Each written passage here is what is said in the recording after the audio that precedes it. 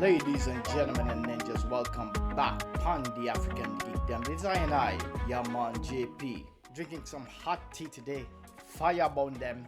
It's evening, Wednesday evening, after work. We're here today to review The Recruit Season 2, starring Noah Centineo and a whole bunch of other people. We are back in this world with a lot of the same cast from Season 1. I gotta apologize for the audio in some of this video, as I don't know, my mic cut off at some point when I was recording. I don't know what happened, so sorry about that.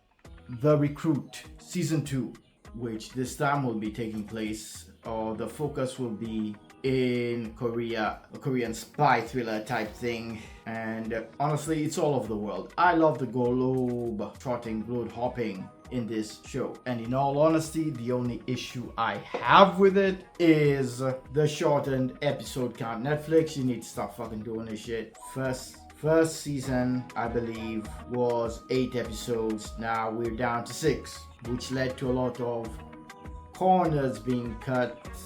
Namely, I can say there was supposed to be like a daring escape or a dodging of Korean agents when Lester and Owen leave the detention center in South Korea. Lester said he has a way of escaping, and the next thing we see of them is they're walking down the street and they're only talking about what they did, something about jumping over a train. I can't help but think that this was either filmed and cut for convenience, or maybe not filmed, I don't know. But either way, they broke one of the greatest tenets of storytelling: show don't tell.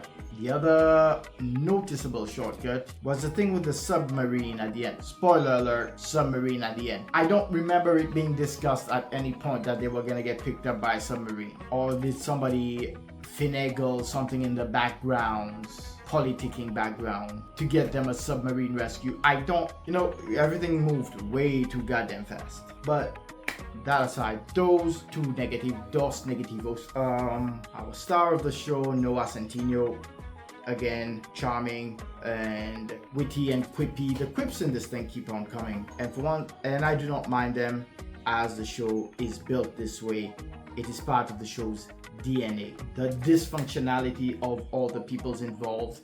But did it take away from some of the seriousness? As for the character, as an example, the character of Dawn Gilbane being played by Angel Parker. It's quite her motivations, they can be kind of funny, or the way it's executed does make it kind of hilarious. She is a ruthless, cutthroat mercenary. You do kind of like her until you don't. And then there's the character of Nika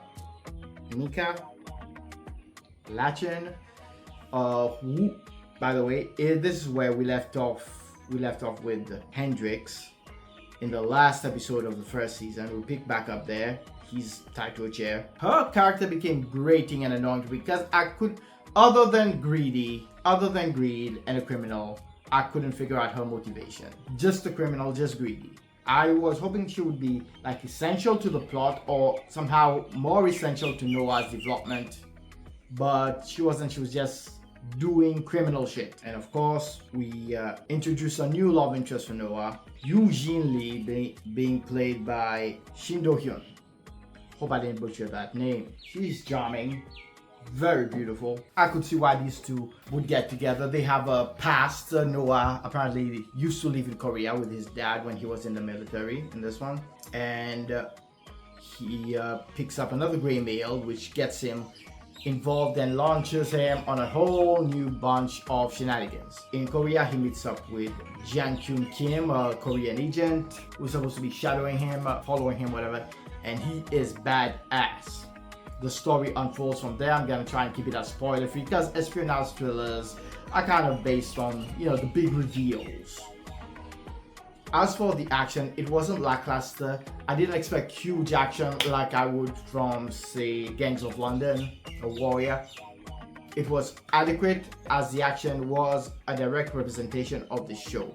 But, however, a Korean style TOU, great martial arts scene, of course, is what I it. I said it when I talked about, you know, my most anticipated. And it turns out that's what I got. A standout character, which I really liked this season. He didn't do much. He was funny in season 1. That's Janice Ferber, the head legal counsel for the CIA. He was played with great gusto by Christian Brune this season. He really laid the pimp game down on Agent Grace Cho in Korea. And of course, the worst things, the thing that he, spoiler alert, the thing that he never wants to get done to him happens. He gets captured by a foreign agency, and he is hilarious. I would say for this season, you know, he is my MVP. Oh man, this guy was fucking hilarious. So, and all in all, what can I say? I had a great time. Okay, there was suspense, action, and despite the negatives that I pointed out, the show was pretty damn good. Not better than season 1 because of the shortened episode count. Some things they could have elaborated on and expanded on. I feel we missed out on some key action scenes and some plot development and some character development as well. So, The Recruit, I give it a strong God's damned recommend, in case you can't tell. It would have been an 8 out of 10, but it's a 7 out of 10 for me because of the shortened episode count. And I will give this a solid Mr. Lover Lover upon me Shaggy scale. Enjoy. Mr. Lover. So as per usual, upon the African Kingdom, it is I and I, your man JP. Drink your teas. Leave a like and subscribe. Leave a comment down below. Tell me what you thought of this show. Tell me what you think of my face, my stupid face. So live long and prosper. May the force be with you. May the odds be ever in your favor. Wakanda forever, my ninjas. I'll catch y'all on the next one. Shall we?